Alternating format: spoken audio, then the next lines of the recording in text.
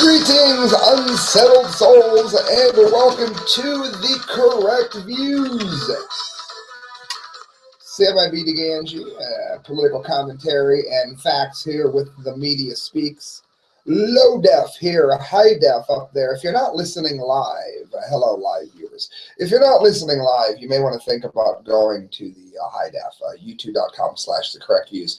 Friends, April 15th, it's April 16th now, it's 4 in the morning, Eastern Standard Time. But you get the point. April 15th, paid your taxes. Zero Hedge had an article that I wanted to get to regarding said taxes. This was more than a little interesting. It says, do you know where your tax dollar went? You go to work, you make the money, right? Where'd your hard-earned money go? Well, here you go. It says this will make every American feel much better about handing over that check today, as Simon Black notes. I believe we have an obligation to starve the beast. Out of each dollar, 27 cents went to the military, almost 26.5 went to Medicare and health. Interest on the federal debt was 15.3. Social Security was 8.4. Think about it. 8.4 cents on the dollar is not going to meet the obligations we have on Social Security. In other words, the money you paid in, Harry Brown had said, is long gone. Veterans benefits 5.8. How very kind of them. Government 3.4. Food and agriculture 5. Education 2.5. Again, to bring in Common Core, which makes everything worse. The rest was split up between transportation, energy, and the environment, international affairs, science, and housing and community. You might be interested to know that only 1.5 cents went to international affairs. I'm not sure if that's good or bad. As sovereign man Simon Black notes with a link, it is not always this way, and doesn't have to be anymore. On August 5th, 1861, facing rapidly deteriorating economic conditions and a horrible defeat at Bull Run, President Abraham Lincoln signed the Revenue Act in 1861 into law. It was the first time in U.S. history that the federal government would charge an income tax on its citizens. But Lincoln felt that it was vital to fund what would become one of the most unconscionably costly conflicts in American history. And I remember, Lincoln was no great humanitarian. He wasn't in favor of freeing the slaves. He only freed the slaves because it was expedient to his bigger cause, which was stopping the South from seceding. I'm not saying I'm in favor of slavery of any kind, but I'm saying that every state has a right to secede. Lincoln was not the great president that so many people say that he was. Says the original law in 1861 set a flat tax rate of 3% on incomes above $800.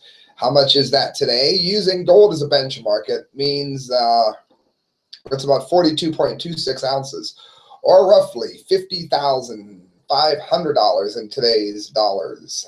Now, do you understand?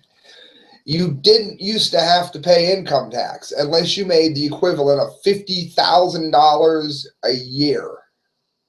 $5,500 to be exact. It's the same slippery slope that the Patriot Act has been. Oh, it's going to be temporary, remember? It says the income tax was tweaked occasionally throughout the war, and it lasted for a few years afterwards to help fund Reconstruction. But it was ultimately lifted in 1873 during the administration of Ulysses S. Grant. You could argue a better president. Aside from a single episode in 1894, there would be no income tax in the United States for nearly 40 years. So, of course, during that 40-year time span, we starved to death, right? No. Says, ironically, during this 40-year period, the United States emerged as the largest and most powerful economy in the world. We did better off without the income tax. It says they achieved this with no income tax, no inflation, and very little public debt. Today, it's entirely different. The dollar has lost 99% of its value. Isn't it interesting that gold $800 was the equivalent to $55,500. But yet the dollar has lost 99% of its value. That's how bad the income tax is, friends. It has destroyed the value of the dollar. The dollar is the only thing to have gone down, and it lost almost everything that it once had. It says U.S. debt is more than has ever been accumulated by any other nation in the history of the world. We've outdone Rome. Entitlement program costs are soaring, and the U.S. government's own figures estimate that the long-term funding gap for Social Security and Medicare, which I just told you about, was $40 trillion. Well, that's because what? They're taking up, what was it I say, 5.3 cents? Hey, oh, I'm sorry, 8.4 cents. Yeah, that's going to work. It says what's even more concerning is the complete lack of care and attention that this issue receives. Politicians, of course, continue to spend money as if it was their right. But it said it's very simple calculus. When the U.S. government goes into debt, you are the collateral. You, the taxpayer, you listening to this. It says whether you, realize it or not, whether you signed up for this obligation or not, you're on the hook. You're the guarantor. It's obscene when you think about it. These people have carte blanche to ruin the country, and then they stick you with the bill. Remember, this is you're standing in line at the post office for the 1040 form. Continuing to pay taxes into the system only encourages them.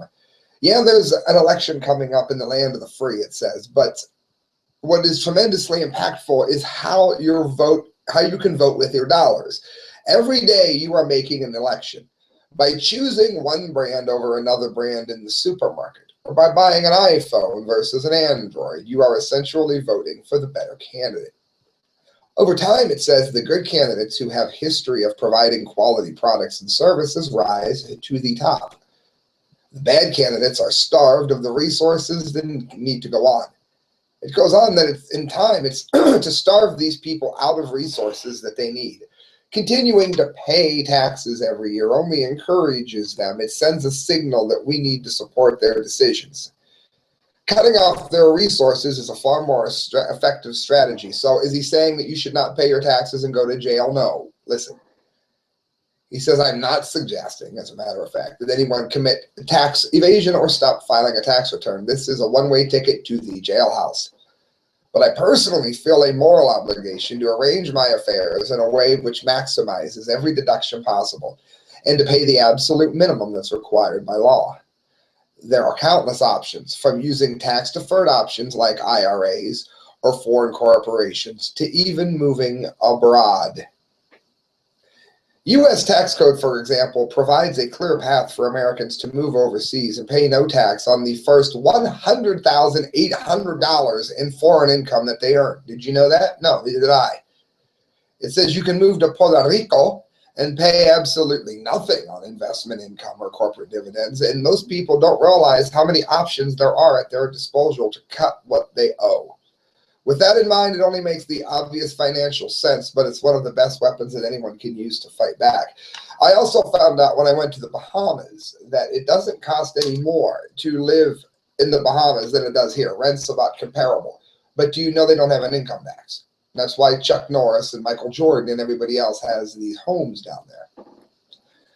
Friends, Michael Krieger, Liberty Blitzkrieg, new report finds $153 billion in corporate welfare.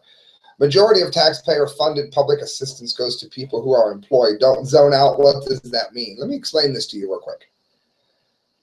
You take Walmart, good old Wally World, who's doing weird things with their store closings and plumbing. Look it up. Let's say they pay $9 an hour. Well, $9 an hour isn't going to be enough to live on. So what happens is that the people making $9 an hour, who are working every day, working hard every day, they are eligible for welfare because Walmart pays so little. Then you and I are paying for their food or their whatever because they're not making enough. Then the people take the card and go back to Walmart and spend the money. So not only does Walmart put the taxpayer on the hook, but they get paid for doing it. That's what corporate welfare means in this instance, friends. It says, over the past few weeks, I've focused on many dangerous myths people are encouraged to tell themselves by the various power structures. These myths prevent critical thinking and make people far more malleable and passive. I've discussed, writes Michael Krieger, the stock market myth and the Hillary Clinton myth. There's a link for both in the articles in some detail, but today I want to expound upon the private welfare, i.e. food stamp myth. This myth has two components to it, which work brilliantly to manipulate two different segments of the U.S. population. On one hand, the wealthy and upper middle class, buffet, do not need public assistance, have generally bought into one of two notions about food stamps. One, that their tax dollars are actually helping the poor and that they are happy to pay their fair share of it.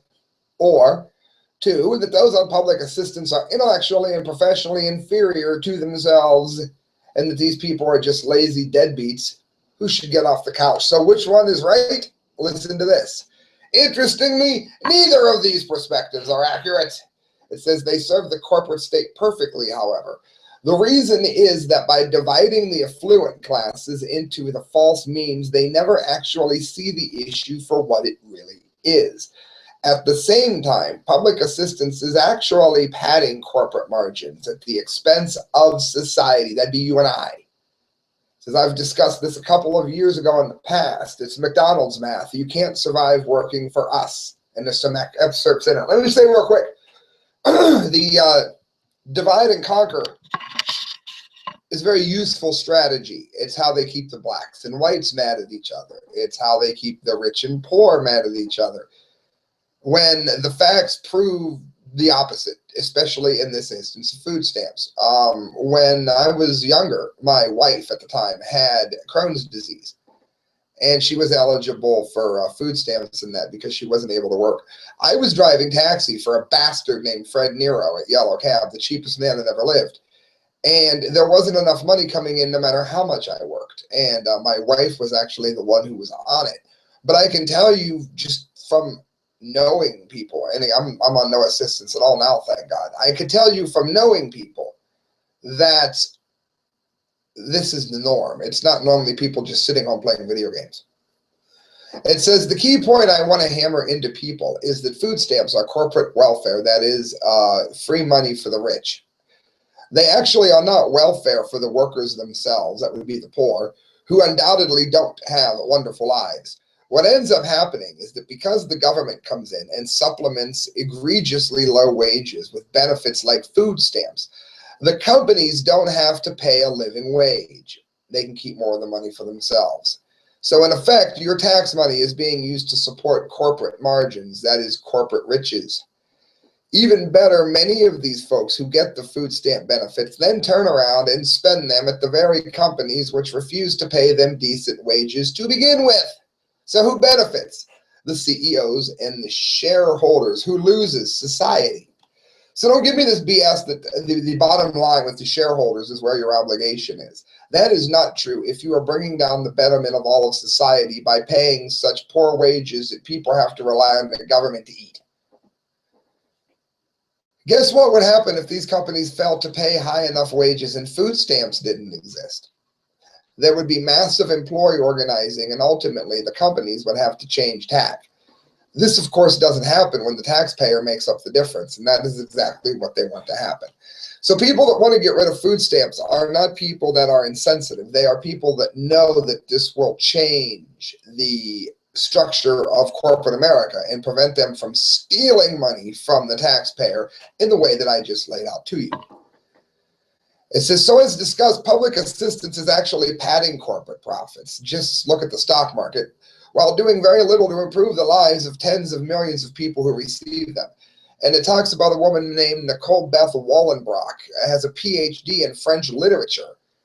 And she can only get a part-time teaching job with a PhD, no less, at the City of University in New York, and her wages hardly cover the cost of living for her and her son. And she's been on food stamps for 6 months. She works really hard. And listen what she says here. She says it's depressing and it makes her feel like a failure. Well, think about this for a second. A person, it says, is highly educated, a doctorate, I would say so, and made to feel this way about themselves is less likely to become politically active because they spend so much of their energy feeling utterly worthless. Not only that, but is someone trapped in this despondent, negative psychological state ever going to rebel against the state? The hand that embarrassingly in their mind helps to feed them. No, this person is going to be politically and emotionally damaged and isolated. And that's exactly how the power structure likes it. It had the opposite effect on me. I knew that greatness was being cheated. I knew that I was being cheated, and other people that really had their act together were getting cheated. There were no opportunities, and I wanted to know why, and found out why, and I made a show out of it. But I guess that's not the way everyone thinks. It says, this is why it's so important to destroy this myth and make people like Mrs. Wallenbrock understand that it is not them that is the failure. Rather, her dependence is a deliberate weapon utilized against her by a failed system. She needs to stop feeling bad about herself, rediscover her pride, and then fight back against the forces intentionally doing this to her. Until this myth is busted forever, nothing will change. That is a remarkable article. I was very, very happy to see that, and I wanted to make sure I shared it with all of you. Friends, I'm going to go a little bit of a police spying update here, if I may. And I think a lot of you, judging by my hit counts, are interested in these when I do them. This one's a little bit different than you would expect, because this one deals with not just the invasion of privacy that we did with the stingrays. It's a little bit different here. This is them getting in your car, spying on you, doing whatever they can do to get money. How many of you ever had telemarketing jobs? I used to do that. You want to talk about starvation, greed, and evil people, be a telemarketer. Police paychecks depend on how many tickets they write. And this is according to a leaked document. This is Cassandra Fairbanks, the Free Thought Project. While police and their supporters continue to insist that police are out there keeping our streets safe, an international document sent from Edmondson Mayor John Galtney implies otherwise. The letter, which was included with the paychecks of the town's police officers, spells out in very plain terms their actual role in the community, extorting money for the state. That means stealing money from you. In the document obtained by Think Progress, the mayor is careful to point out that the town does not have quotas. He states that he only wants good tickets written, but adds that he is still very disappointed that the department has been extorting fewer people. Gwatney goes on to threaten the officers' bank accounts, stating the tickets that you write do add to the revenue which the PD budget is established and will directly affect adjustments at budget time. In other words, if you don't write tickets to people that don't deserve them and lie and say they're good tickets, you're not going to get a raise. Says he doesn't stop with their pay either. The mayor then goes on to imply that the office's benefits may be in danger should they not get their ticket production up by budget time. It has always been the desire of myself and the board to provide a safe and pleasant workplace with good compensation and benefits for everyone. However, our ability to continue doing this is being compromised by your work slowdown. In other words, because you've been honest, or at least more honest, you're gonna lose your benefits. So write tickets to people that don't deserve them. Says, I realize that your work production records are directly affected by extenuating circumstances, and those, like such as somebody being innocent, and those factors are always accounted for as your work records are reviewed by myself and human resources, the mayor warns. In other words, the mayor is setting up a quota without formally setting up a quota, but you can tell from the dishonesty that's written in it. The entire letter is here. You can tell from the dishonesty in it exactly what this piece of filth is actually saying. And this, if you think it's something that could only happen in this one police station, then you're crazy. It's very obvious that this is going on in many places. And if you don't believe me, then we'll go to this. Make arrests, issue tickets, or get fired. Missouri police caught in disgusting quota scheme. Oh no, Sam, it's only happening in that one area that you talked about, right? It's not happening anywhere else. Well, I have bad news for you. It is in fact happening all around you. And the problem with this is the Fourth Amendment gets trampled more and more and more every day. And it seems now that not only don't people know what the Fourth Amendment is, but if you tell them, they don't even care. A former Bellefontaine neighbor police officer has come out of the quota closet and is exposing the department's highly unethical revenue collection scheme. Thank God for the honest, good people like this that exist, even if he's doing it a little bit late. I wish he would have done it while he was actually on the force. It would have been more helpful. A former Bellefontaine neighbor's police officer has come out of the closet. I just read that. I hate when they do that in articles. 10-year veteran on the force, Officer Joe St. Clair, was ordered to carry out a policy that he says required cops to issue a certain number of traffic tickets and even traffic arrests. If the cops failed to do it, they could be fired. That, in other words, you will bust people even if they are innocent. How do I know this? Because when I was telemarketing, I would sometimes have to sign up people that I knew didn't even order the damn thing. Because if I didn't, I was going to have to starve to death. That's what quotas do to you. It says, I believe the chief put an illegal mandate on his officers. I think it's unfair to the community, St. Clair told KMOV. You want to talk about feeling worthless, have to do something like that for a living.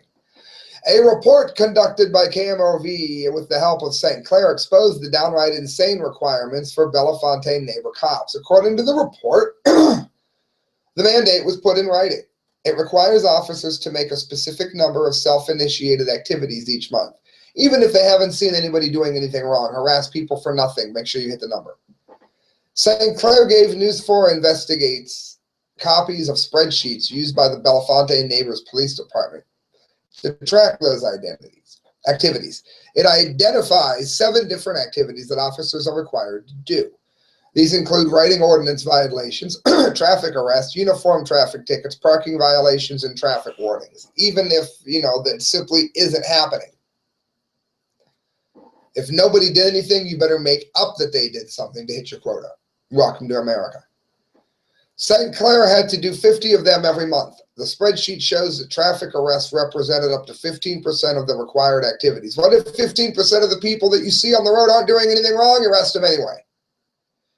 An equivalent of up to 8 arrests per month, and that the uniform traffic tickets were up 60% for about 30 tickets per month. To put that into perspective, 75% of all officers' duties is forced to revenue collection. Yeah, 75% of the time they're harassing people for nothing. Low-level DUIs, a 40 and a 35, that kind of BS. It says this department focuses 75% of its time on the act of revenue collection. This is particularly disturbing. It means that only 25% of the time are they trying to solve murders, prevent crimes, and investigate thefts. That's why when someone breaks into your car, nothing happens. It's probably too generous of a number as well. If you take into account the immoral war on drugs, solving murders, preventing crimes, and investigating thefts is probably only a tiny fraction of that 25%. Yeah, because we all know, weed is just, you hit a bowl and your life's over. St. Clair tells KMOV that he was threatened with disciplinary action in September of 2013 for failing to meet the requirement for 50 citations. The next month, he made sure to meet the minimum. What's that mean? It means that he was harassing people and giving out tickets even when he knew that they were innocent. And that's what that means. He said, I wasn't comfortable doing it, but I had to do it. I had a wife and 2 children that I had to support, said Sinclair, an otherwise honest man. It should be noted that St. Clair is no angel. He was named in an excessive force lawsuit 6 years ago that the city settled for $90,000. The victim claimed that St. Clair and another cop arrested, beat, and tased him, then dumped him into Granite City, Illinois. However, St. Clair's credibility on this matter was reinforced when Police Chief Robert Pruitt confirmed the quota system. There's your tax dollars hard at work. Pruitt admitted during an off-camera conversation with KMOV that officers have been threatened with discipline and punished for not meeting this quota. Oddly enough, just prior to admitting that officers face consequences for not meeting quotas, Pruitt claimed that it's not really a quota system. He then passed the buck and informed KMOV that Mayor Robert Dorr had ordered him not to give an interview. It says KMOV reporter Craig Cheatham then went to the mayor's office to have a talk with him, and according to KMOV, Belafonte neighbors Mayor Robert Dorr reportedly insisted that the policy was legal and not a quota. Yeah, it's legal to rape the Fourth Amendment.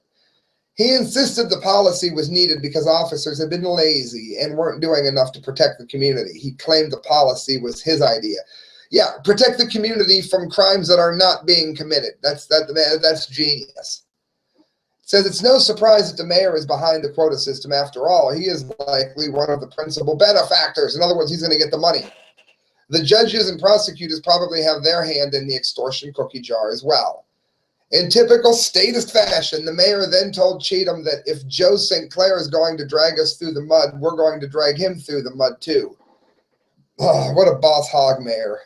Mandating that officers issue citations and make arrests is nothing close to protecting and serving. In fact, it's quite the opposite. Requiring a minimum number of citations forces conflict and potentially hostile interactions. It truly forces police officers to create criminals out of otherwise innocent people in order to generate revenue, or they face losing their jobs. But hey, like Sinclair said, he's got a family to feed, so he's just doing his job when he throws you in a prison cell over a seatbelt violation. It wouldn't be nearly as disheartening if Belafonte Neighbors Police Department was some rogue unit and that it was an isolated incident, but it's not. There are many examples. It says the most recent was November of last year, of course, the Free Thought Project in Normal, Illinois. Several cops from the Normal Police Department, what a name, sued the city, claiming that the department's policy forced them to make arrests without probable cause. So, there you go. Three proofs right in a row that it's happening. Friends, this show, of which I've got 3 stories to get to in this show, is brought to you by Sticker Junkie. Look at these awesome passing time stickers. I did the logo. Sticker Junkie made these stickers. They look amazing. Our bands sell them. The correct views at hotmail.com. They're $1 a piece, $1.25 for shipping. Friends, those were made by Sticker Junkie. Anybody that would want some stickers, maybe they got a business, maybe they have a party, maybe they're in a band. StickerJunkie.com. You design it, and you will love the creations that you get. Moving on to the last 3 stories. This one here is brought to you by Mike McLaughlin. Look up his works, MikeMacLaughlin. One of the best fictional writers and political ranters extant today, Mike McLaughlin. Find him on Facebook. Tell him you heard about it from the correct views. Mike Barrett, victory. Hershey to remove GMO ingredients from milk chocolate. This is a huge victory. The only reason I'm not incredibly excited is because you should not eat Hershey's candy. Why do I say that? Why do I try to eat as little as possible? Look up the work of Helen Caldecott, if you doubt this. The 3 Mile Island accident was greatly downplayed, and the radionuclides that went out in the 70s are still poisoning that entire area. You do not, under any circumstances, want to eat Hershey's candy or Hershey's anything. And again, she says, how can I prove this? The fact that I've been saying this for years, and Hershey's never once sued me. Hershey's candy is a fast track to cancer and radioactive slow motion poisoning here. However, having said that, this is remarkable news, and it's news that shows that we are in fact being heard when we are standing out against GMOs. Again, I didn't eat for like 2 days. I waited for Christelle to make something to eat, and I damn near starved to death because it never happened. And I ate Taco Bell, 3 burritos, like in one bite. I was starving to death. 48 hours, people, I was starved. My problem with GMOs is that I like fast food. And I know that these bastards have poisoned it in such a way. You can give me a chicken sandwich without adding cancer-causing agents to it. Don't tell me you can't. Well, we're being heard, and things like this are happening. Joining the lineup of companies that are kneeling into public pressure, candy maker Hershey has recently announced, and there's links all over this, that it will soon remove genetically modified ingredients from its milk chocolate and Kisses by the end of this year. What's more, the company is pledging to shift to simple ingredients, which will be exemplified by the removal of the emulsifier PGPR and artificial vanillin. Vanillin is an absolute high-speed roadway to cancer. Seeing vanillin out of this is remarkable news. Not vanilla, vanillin. They're different. What sparked these ingredients changes have customers been asking Hershey to move to simpler ingredients or labels. As a customer-centric company, Hershey's website says, we understand that people want to know what is in their food. That's why we will share information openly, candidly, and transparently. I wish you would do a nuke test. How about that? It says the changes that Hershey is making to ingredients, non-genetically modified sugars, sustainable traceable palm oil, and RBST-free milk. What is the end game? What a stupid question. Our iconic brands are about delivering goodness and how they taste. We are moving our product portfolio to simpler ingredients. Basically, GMO food is being out. It says in the shift to come, they announced that it will be moving to natural vanilla, non-genetically modified sugar, and milk from cows which have not been treated with the growth hormones. It's good news. Very good news. It says they're going to roll out products that do not contain high fructose corn syrup or artificial colors and flavors. So except for the nuke poisoning, it's really good news. Mashable.com. I thought this was also worth covering. I've got, how many of you like the science stuff? If not, don't worry, I got the Dumdy next. You're going to want to hear the Dumdy of the day today. I got more science news than I can get to. I do news from the science front, 2 p.m. Eastern Standard Time, mediaspeaks.com. Every Saturday. Well, I've been swarmed and I have to get to one of them on this show because I just got too many to cover on Saturdays right now. Strange lights on dwarf planet Ceres has scientists perplexed. Yeah, if there's a bright light, and go to the site here at mashable.com and you will see that there is on a rock flying through space. I think that would be of interest. A dwarf planet is shining 2 bright lights at a NASA spacecraft right now, and our smartest scientists are unsure what they are. As bizarre as the sentence sounds, that's the situation with Ceres, C-E-R-E-S, the largest object in the asteroid belt between Mars and Jupiter. Officially designated as a dwarf planet, same category as Pluto, and Pluto does not belong there, but I digress. NASA's Dawn spacecraft is approaching Ceres ahead of the March 6th rendezvous. This is a while back. The picture above was taken on February 19th at a distance of just under 29,000 miles and shows 2 very shiny areas of the same basin on Ceres' surface. I didn't want to get rid of this story because now that they've been there, you notice there's absolutely no reporting on this whatsoever. They didn't even bother to debunk it. Doesn't that strike you as alarming? If they did, I haven't seen it. Previous dawn images from further away showed a single light on Ceres, which was just as mysterious. Then, to the amazement of every astronomy geek, the one light turned out to be 2, reflecting roughly 40% of all the light that was hitting them. This is truly unexpected, I would say so, and still a mystery to us, said Andreas Nathuls, lead investigator for the framing camera team at the Max Planck Institute for Solar System Research in Göttingen, Germany, in a NASA statement. The brightest spot of the 2 continues to be too small to resolve with our camera, but despite its size, it's brighter than anything else on Ceres. It's amazing how you don't read anything else about it now. So what could the bright spots be other than alien castaways signaling us with flashlights? The most obvious contender is ice, although ice would reflect more than 40% of all the light hitting it. The difference may be accounted by the resolution limit of Dawn's camera at the distance. Scientists have previously detected water vapor coming from the surface of the dwarf planet, making ice a more likely option. Scientists also have suggested the bright areas could be patches of salt. On the other hand, the location of the bright spots so close together would be an indication that they have a geologic origin, like a volcanic process, or even ice volcanoes. According to Chris Russell, principal investigator for the Dawn mission, the positioning of the bright spots within the same area may indicate a volcano-like origin in the spots, but scientists will have to wait for higher resolution pictures. Interesting, friends, interesting. If any of you know what has become of these lights and these light spots, I sure would like to know, because it's interesting to me. I would say that not only did they find that and this got such little coverage, but the fact that it said it was going to be there on March 6th, we should, you think it would be front page news. What were the mysterious lights? In other words, like crickets. Nobody gave a damn. And friends, that brings us to the dumb D of the day. Dailycaller.com. Oh my God. Planned Parenthood has outdone themselves. I hate when pages refresh. Planned Parenthood probably should have reconsidered this anti-Rand Paul tweet. I would say so. This is one of the dumbest things I've ever read, and that's why it's getting the dumb D of the day.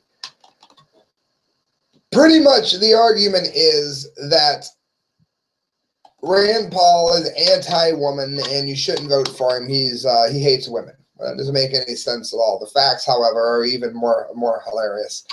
The official Twitter account for the nation's largest abortion provider. And again, I'm not always hating on Planned Parenthood because people go there for things other than abortions.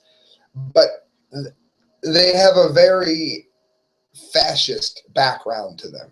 Anyway, they switched to full attack mode after Republican Senator Rand Paul announced his presidential campaign. But one tweet earned widespread mockery for its unfortunate implications. Says that Planned Parenthood attempted to hit Rand Paul for his Show Your Support page, which allows users to identify the number of different groups: lawyer for Rand, African American for Rand, Democrat for Rand, etc., but not as a woman for Rand. There are no women for Rand.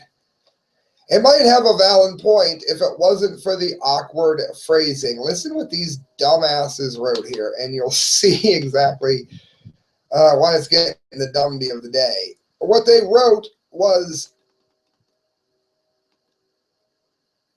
many Twitter users pointed out that by saying the page didn't have anything for women, they were implying that women couldn't be lawyers for Rand, nurses for Rand, doctors for Rand, or veterans for Rand. In other words, Planned Parenthood have just said that there are no women lawyers, nurses, doctors, or veterans. So if you were a woman and you fought for your country, it meant nothing. You weren't really a woman, according to Planned Parenthood. And see, that's what it is. All of this feminism, third-wave feminism crap, it's just another way to divide, and it's another way to do everything they can to put Hillary Clinton into office, which has nothing to do with her being female and everything to do with her being a fascist. And if you don't know what that means, by all means, you're going to want to look it up because it's going to have a very big aspect on your life. And I don't mean fascist as in she wants to kill Jews for Hitler. That's not what I mean. What I mean is her political stance is one of a fascist, dictatorship-minded leadership. And again, one of the problems with feminism is that they'll support anybody who's a woman, unless, of course, that woman happens to be a libertarian or a conservative or a constitutionalist. Then, the woman can go to hell. Friends, you're listening to The Correct Views. Sam I.B. Gangi reporting for the Media Speaks. Make sure if you're getting a ride somewhere that you're getting that ride from Change Taxi, at least if you're within a 50-mile radius of Canton, Ohio, because Change Taxi is going to go do these price matching that they do. So whatever it's going to cost you to get from point A to point B, it's going to be substantially cheaper if you make sure that you are doing that with Change Transportation. Friends, go to themediaspeaks.com, look up the work of Kyle, Court, D. Lake, and myself, and remember that you can donate to this show at thecorrectviews@hotmail.com. Please subscribe and share and tell other people to do the same. Good night, friends. God bless.